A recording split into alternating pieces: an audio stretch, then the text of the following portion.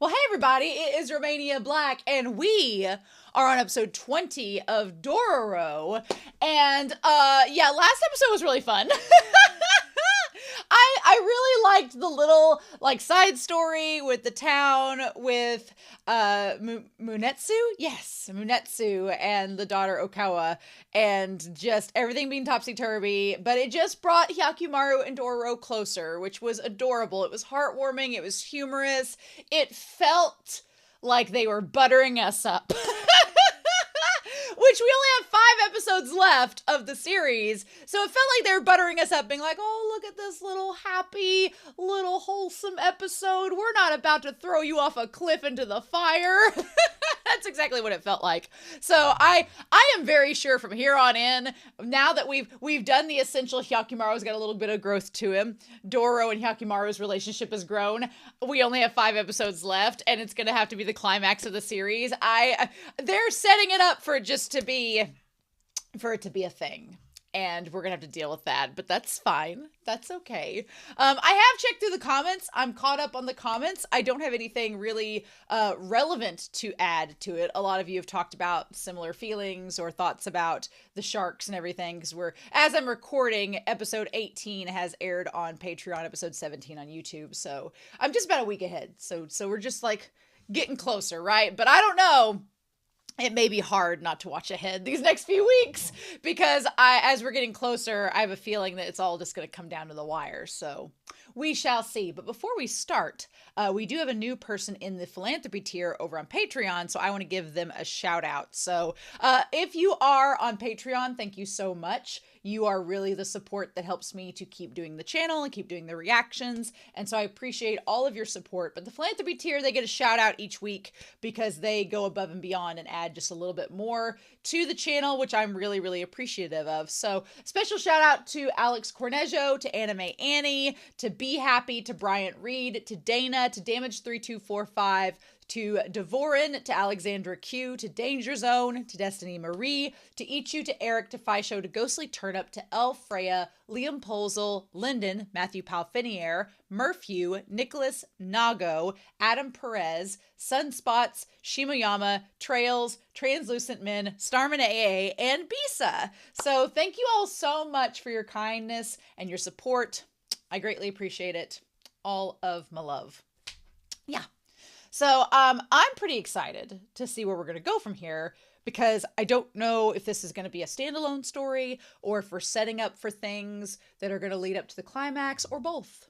Or both. So we'll just have to wait and see. But there are 2 commercial breaks in this episode, because of course there are. They'll be edited out. Y'all know when that happens. But we're going to start episode 20 of Dororo, and we're going to do that here in 3, 2, 1. And let's go.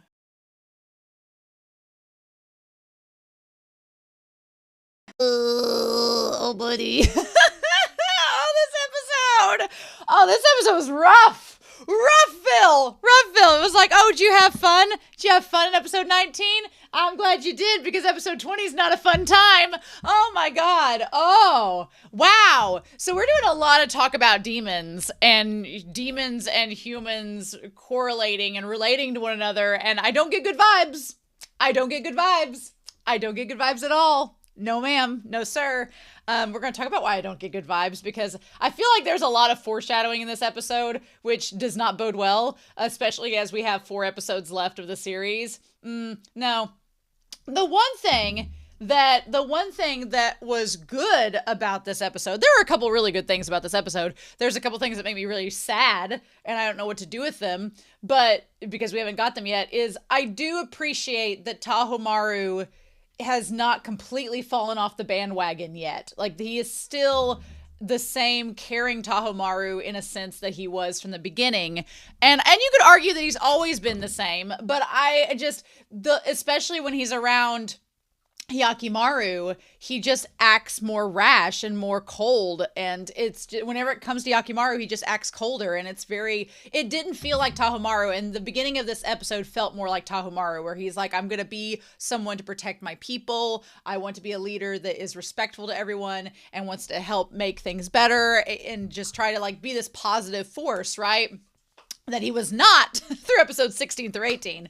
So I don't know what to make of that. I feel like the thing is they're drawing a lot of parallels between Hyakkimaru and Tahomaru, the two brothers, where at the, inside, which we'll talk about Hyakkimaru having the demon heart that he has, which I don't think that it was that red previously. I don't remember it being that red before. And you would think with him opening up to Dororo, it would have gotten less, but now it's gotten more. And I'm like, is that just because of his frustration that it wasn't just flared up in the moment because he was fighting that demon and he was mad and it just flared up, or what? Or is it like, we'll talk about it when we get to it. But I feel like both Hyakkimaru and Tahomaru, they both have short tempers. They both get very violent when they're aggressive. And then they both kind of sometimes come to the wrong conclusions very easily. I mean, I'm going to blame Daigo for all of this genetics.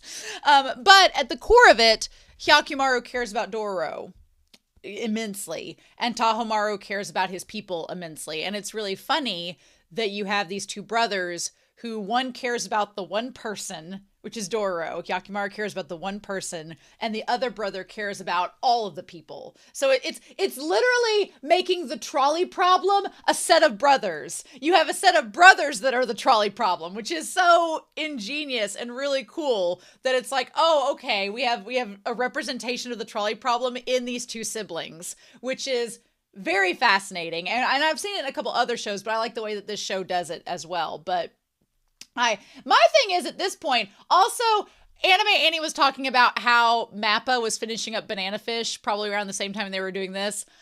Not to shade Dororo, but I know where their budget went. And it was Banana Fish.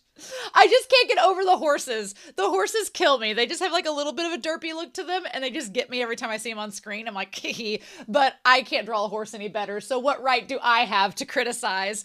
But at this point, Daigo's kingdom is facing war. The people are, the lands have dried up. The rice is getting eaten. The people are starving. At this point, is killing Hyakkimaru really going to solve all the problems?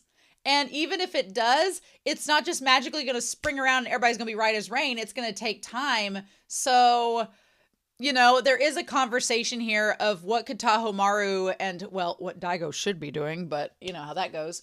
But what could they do now for their people, as opposed to just focusing on let's kill Hyakkimaru and hope it gets better, but what if it doesn't? Because like the mom has pointed out, the deal's already been broken. Even if you kill Hyakkimaru, it's not going to make a difference. And I get pissed off at Daigo about that because Daigo knows that and knows his wife is correct. He's just choosing to mansplain and be like, oh no, little lady, I know more than you. And it's like, your wife knows more than you, sir.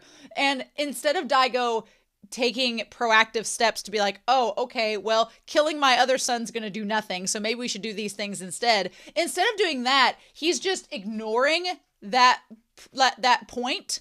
And he's like, I'm just going to put it over here and just do these other things. And it's like, but doing these other things isn't helping you. So Daigo is such a problem, right? Such a problem.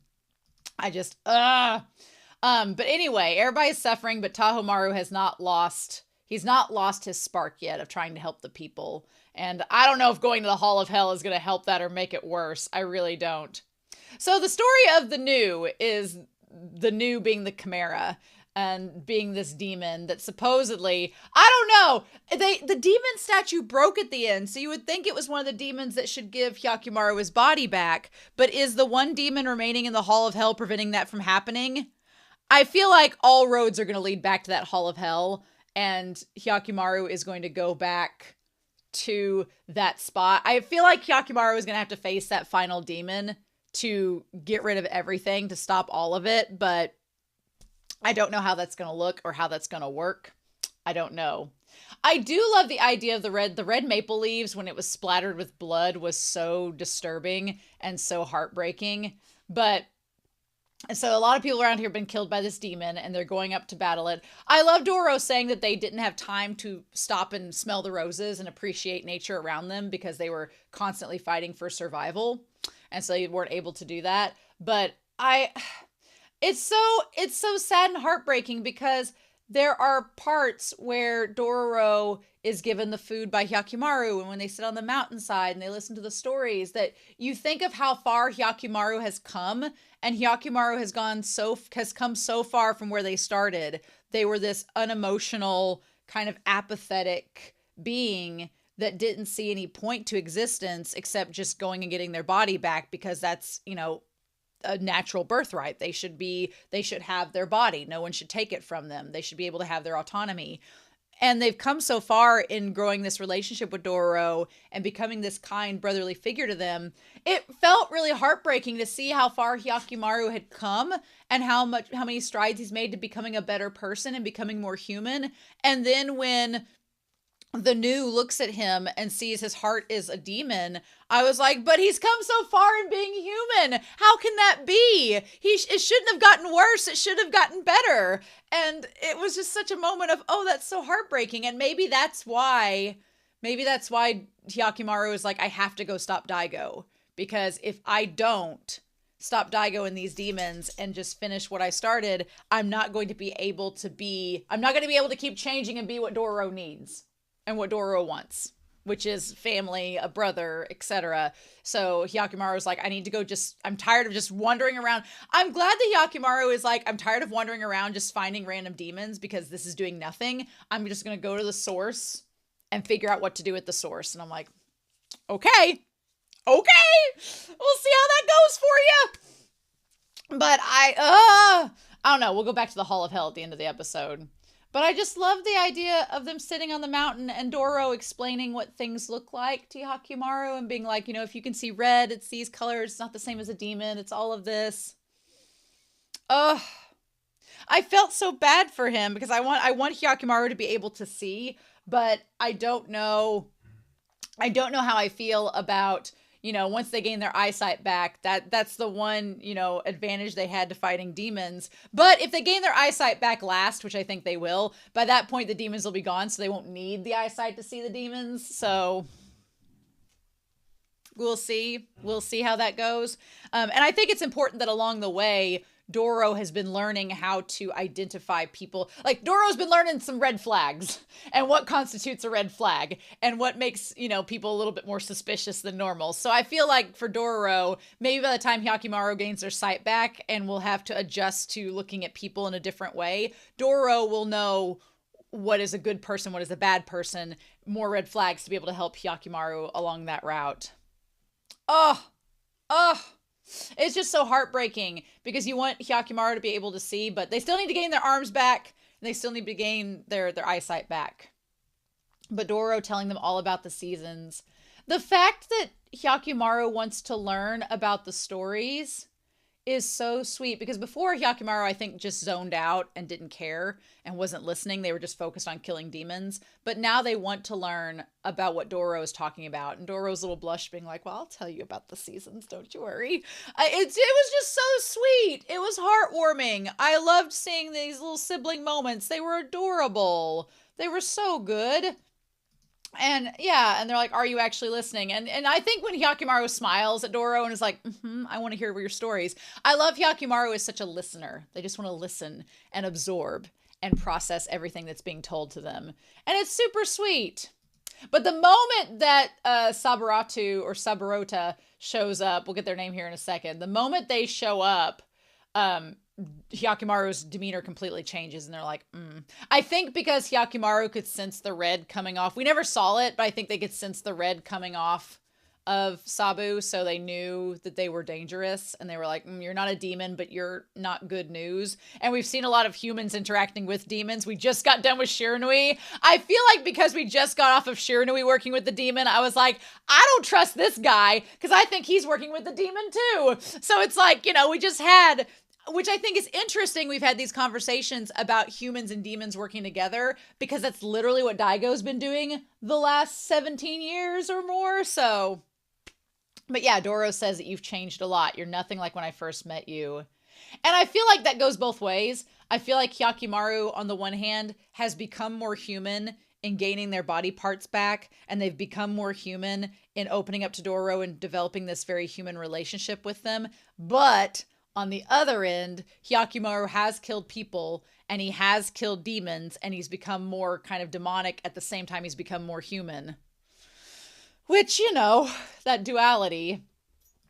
So yeah, so we find out from this guy that Saburota, we find out from Saburota that their mother died and they've been hunting demons for about 6 months. So not very long, which they've got a lot of hurt in their heart for only 6 months.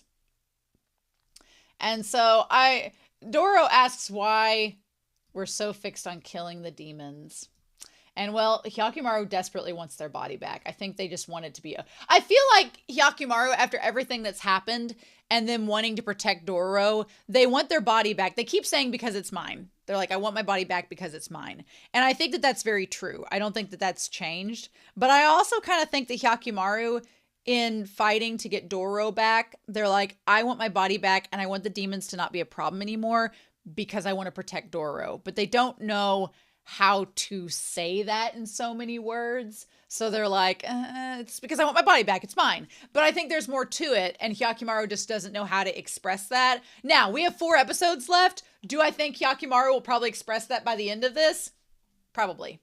But, so we get Saburota and them talking about the demon eating their mother, which is true. We find out the whole story by the end of this, which was wild. Also, the way that they showed the demon eating the mother and everything when we first see it was so much it was like this is how you perceive it versus this is how it actually is.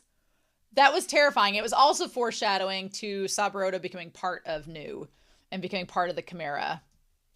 Which should have been foreshadowing in itself because the Chimera is made up of different parts of different animals.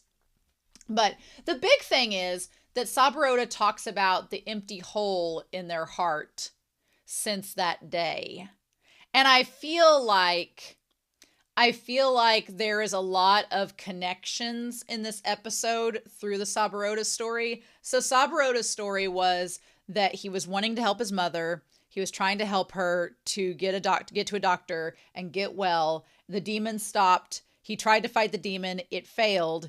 And then instead of being courageous and fighting till the end, he ran away. And the worst part was he not only ran away and left his mother to die, when she reached out to have him help her, he sliced her hand off and left her to get eaten. And then the guilt of all of that led him to basically kind of go crazy and let the demon eat other people. And then he felt, well, if I keep letting people die, it'll fill the hole in this void. All of this bloodshed will fill the void in my heart. But we all know that don't work. And that didn't happen. But what's interesting is it connects to a couple of other stories throughout this series going on. Saburota losing the mother to a demon is kind of similar to Hyakkimaru losing Mio to the humans. And then Hyakkimaru kind of like trying to fill this void by destroying. I'm not saying filling the void because of Mio, but I feel like Hyakkimaru, in his frustration that he's not having his body and also in losing Mio and the things that have happened, by killing the demons, it's kind of his way of trying to fill that void too, just like Saburota's doing. But Saburota's sacrificing people and Hyakkimaru is killing the demons. But still, it's showing that the violence doesn't fill the void. Killing doesn't fill the void. And so by the end of this episode, Hyakkimaru was like, we're just going to go to the source and just stop this. And just finish it. Just have it just end. And I'm like, okay. But I also wondered in Saburota's story, we've had this narrative throughout the series that Daigo fought the demons and Daigo imprisoned the demons and all of this. We've had a constant through Shiranui and through the Snake Woman and through other demons. We've had this narrative go on about humans forming cohesive relationships with demons. You literally have Hyakkimaru, who feels like his body is a cohesive relationship between demon and human, and he hates it. So he wants the demon part to leave, and he wants to become fully human and exercise the demons within him if that's possible. And he thinks by getting his body back, that is what will do it. Now, Biwamaru has kind of hinted that it's not as easy as that, but there's that whole thing. But then we have the idea of Saburota forming the alliance with the demon to try to fill the void in his heart. What about Daigo? If Daigo wasn't able to destroy the demons originally, like the townspeople think that he has, did he form a relationship with the demons to save himself, like Saburo did? And did he develop that relationship with the demons to fill a void within his own heart? And then it's just led to this, and he just kept doing worse and worse things, trying to fill the void, and it just got worse and worse. It seems like it's connected there. And then you have Tahomaru, the void in his heart is that he's trying to find a way to save the people that he cares about, and nothing he's doing is helping. It's just getting worse and worse. So for him, the void is going to be filled, he thinks, if we kill Hyakkimaru, that will fill the void. But then, of course, the question is, it probably isn't, so what are we going to do about that? Him going to the Hall of Hell is interesting. I've had a theory this episode that was developing within this episode, and I don't know if it's true or not. I wondered if Daigo, in his desperation, because he's been seeing, the one guy announced that the demon in the hall has a heartbeat, which is, so the demon in the hall has Hyakkimaru's heart. Okay, they've swapped hearts. So that's what it is. The demon in the hall, the 12th demon, has Hyakkimaru's heart. And that's why when Saburo looked at Hyakkimaru, the core was there, the heart was there, showing that it's demonic. It's been swapped out. I don't know why they didn't show us that before, especially when Biomaru's looked at him. There's just been the flecks of red, and now there's a heart missing. I kind of wish they would have shown us that from the beginning if that were true, but maybe because the goddess of mercy was protecting Hyakkimaru, it wasn't noticeable to us, and they're going to say that that's the reason. Or in the 60s anime, maybe they just didn't show us till later, and that was just a correction that the anime had to make. I don't know. I kept wondering if Daigo, I've wondered about this since episode 13, and I've been waiting to see if anything would pan out with it, and now that Tahomaru's at the Hall of Hell, I wondered about this. I wondered if Daigo would sacrifice Tahomaru to one of the demons. I wondered if he would. There's a part of me that'd be like, no, Daigo has Tahomaru as his heir. He wouldn't do that. But then there's another part of me that's like, Daigo's an asshole. So he probably could do that. So I don't know. I don't know if that will be the case. I don't know. I don't know if Tahomaru, here's the thing, Tahomaru in the Hall of Hell, the other aspect of it that just came up in this episode is if the demon in the Hall of Hell will try to strike a deal with Tahomaru. And will say, oh, you want to protect your people? Your dad made a deal with me and the other demons long ago, and now Hyakkimaru has broken that promise, even though that's a lie. If they're like, well, what if we struck a deal? What if the 12th demon's like, what if I strike a deal with you to protect your people? And I would hope Tahomaru wouldn't take that deal, but I don't know. He might. He might if he's tempted. He is Daigo's son, and we've established that he wants to protect his people, and he's made it a sworn promise. I don't know. I think it could very well happen. We'll have to see. But yeah, I just didn't, the NUE was very, I felt like NUE, especially in how apathetic they were in talking with Dororo and Hyakkimaru. At the moment they were just like, yep, we'll see if the demon shows up. I'm like, oh, you're working with the demon. That's very obvious now. So the demon shows up. Of course, Saburo betrays them and tries to get at them, and they're working with the demon. And he's like, I can't bring my mother back, so I'm just going to fill this hole in my heart by killing you all instead. And Dororo's like, why are we surrounded by crazy people? Dororo's like, can we not be surrounded by crazy folk for 5 minutes? Please and thank you. But yeah, so then they fall off the cliff. And we go back into Daigo, and so the one guy shows up, and he says, there's something strange in the Hall of Hell. And he says, one of the demon statues let out something like a heartbeat now and then. So I don't know, maybe the demon has just now gained Hyakkimaru's heart. I wish that was made more clear. It's faint yet distinct. I wish that was made more clear that the demon had taken it. As soon as the goddess's head was smashed, that was among the 12 demons, there was one that had failed to eat my son. Yes, the one that's lurking in the shadows. Maybe since the goddess of mercy statue had smashed and she wasn't able to protect Hyakkimaru, that demon swooped in to take his heart. I don't know. I wish they would make that a little bit more clear. And Daigo not saying anything is so frustrating because I'm like, what are you thinking, sir? What are you thinking? So this whole thing with the rocks was heartbreaking. The scene where Hyakkimaru is like, Dororo's arm is stuck and it's starting to, like, there's water starting to pool at the bottom. This was probably one of the most intense scenes in Dororo yet, because we've had demon fights and stuff, but you kind of know, you're like, oh, the demons are going to get killed by Hyakkimaru. We all know that's going to happen. Ever since the Sarlacc pit in episode 5, this is probably the most tense moment in this series, because I was like, how is Dororo gonna get saved? Because Hyakkimaru, like, breaking his arms against the rock, I'm like, the pressure. The moment he started pushing on the rock, I'm like, the pressure's gonna break your arms, and Hyakkimaru's not gonna care. So his one arm is messed up. Of course it is. Of course his one arm is messed up.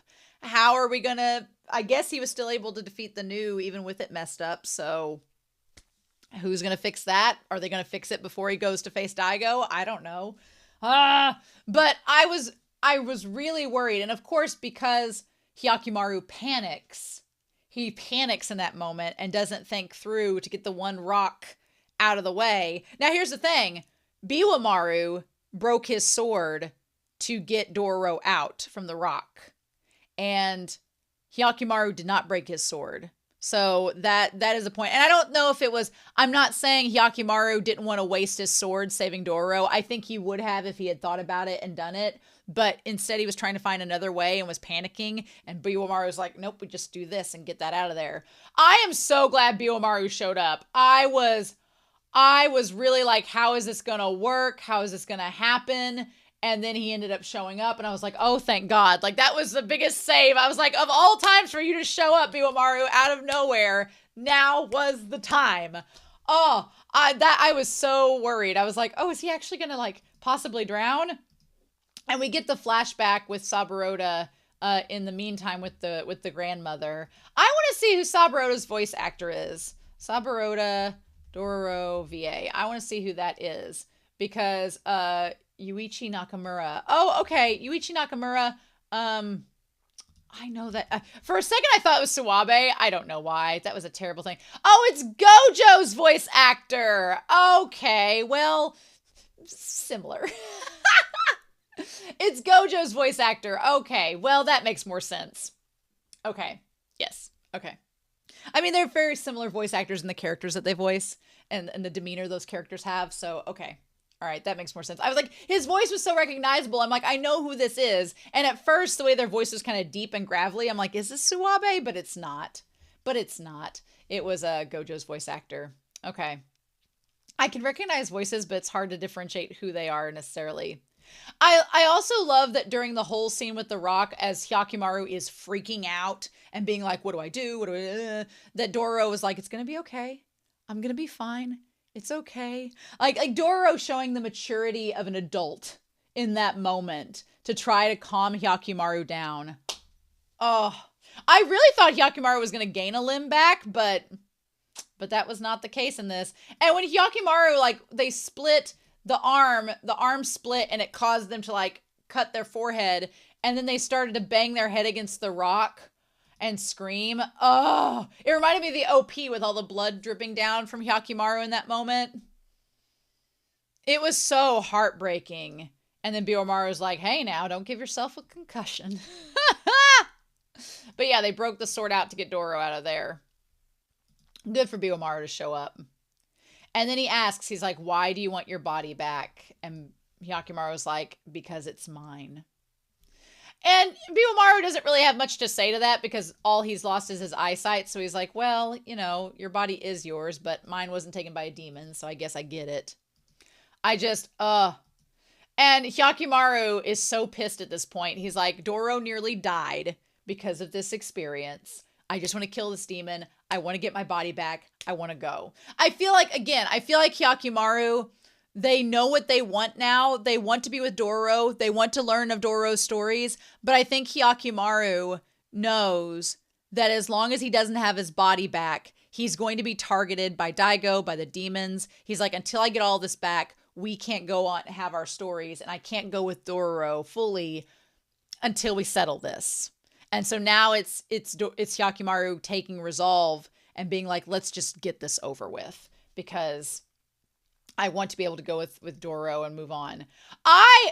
When the Chimera jumped on him and Hyakkimaru sliced it away, and then he's standing there, he literally has the X across him in blood that Daigo has on his forehead, which was, oh, the symbolism. I was like, oh my God, like just the blood X that he's like, I'm tired of this. I'm tired of my body being sacrificed to the demons. Mm-mm. And then, of course, Saburota is reminded of how he, was a coward and ran away and left his mother to die. And I love anytime they do a flashback in this series and they just use the color red as a focal point. They just color spot with red. It's so effective. It works so well. It's done so good in this. And then he ends up sacrificing the men to appease his own cowardice and his own hole in his heart.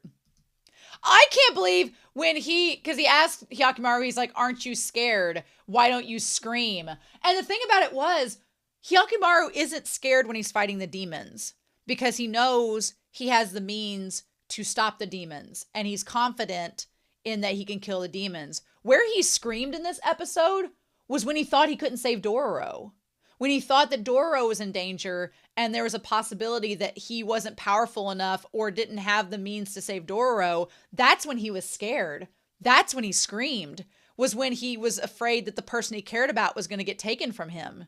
Not fighting the demons. To him, that's just a means to an end to get his body back. But getting his body back is to be with Dororo. So that part was so crazy when he said that because the connection, it's just Hyakkimaru's weakness is Dororo. And I feel like knowing that, it's like, are we gonna put Dororo in danger? Probably. And so, and then Saburota kind of, relinquishes their own weakness that they couldn't fight against the demon. They weren't strong enough, and they're kind of mad that Hyakkimaru was able to do that. I couldn't believe when he tackled Hyakkimaru to the ground and put his hands through those swords. Oh, that part was insane. I was like, because at that part he doesn't care. Like, there was foreshadowing that he didn't care what happened to himself early on in the episode when he looked at the demon and said, oh, maybe I should just have you eat me. Like, he's at that point. And so when he put his hands through the swords, I was like, ugh. But it didn't surprise me. It was just so gory and gross. But then he's willing to he's like, I wanted to be like you, to be strong enough to defeat the demon. And then he's like, it's too late now, though. And there's that question of how late is too late? Is it too, like, at what point? Because Saburota believed that at some point he was beyond saving. Is Hyakkimaru afraid that he's going to get to the point where he's beyond saving and he doesn't want to put Dororo through that? And that's why he's wanting to go find Daigo now. It was so gross when the demon just ate him and then merged with him. That was just, becoming part of the Chimera. And then the idea that as Dororo is holding Hyakkimaru's arms and goes to the forest and sees each piece by piece, that Hyakkimaru is like chopped up the demon trying to get his body back, and it just didn't work. It was like the fox spirit, and it didn't give his body back. And then you see at the top the demon's eye, and it looks like Akira. It's just part of him there. And Dororo's like, what did I miss? When did Saburota become part of this demon? And Hyakkimaru is just standing there. And then we see in that moment, his heart is all red like a demon's. Like the heart has been consumed. And I don't know if the demon's taken his heart for his own, or if it's just flared up because of the bloodlust and killing the demons, or what it is. But I don't like it. And I thought we had solved this problem by Hyakkimaru becoming nicer to Dororo and becoming more caring. But apparently not. And then he says, he's like, give it back. And he says, you're not human. And for Hyakkimaru to be called not human, I mean, Tahomaru and the others have called him that. And that's been a thing where he's had to have people call him a demon over and over again. And I was like, last episode, we got everybody treating him all nice. And that was all great. But here, Saburota's like, you're not a human. That's why you were able to do this, because you're not human. And I feel bad for Hyakkimaru because he's like, he wants to be human. He doesn't want to be a demon. He doesn't like that. And so it's heartbreaking. And of course, Dororo's like, shit. And then he cuts him away. But for Hyakkimaru to hear that he's not human and seeing the swords and everything and realizing he's not gaining his arms back in that moment, it's so sad because Dororo's like, you know, you don't gain your body back from this. But Hyakkimaru's like, if I'm making myself a demon by killing, why am I not getting anything back?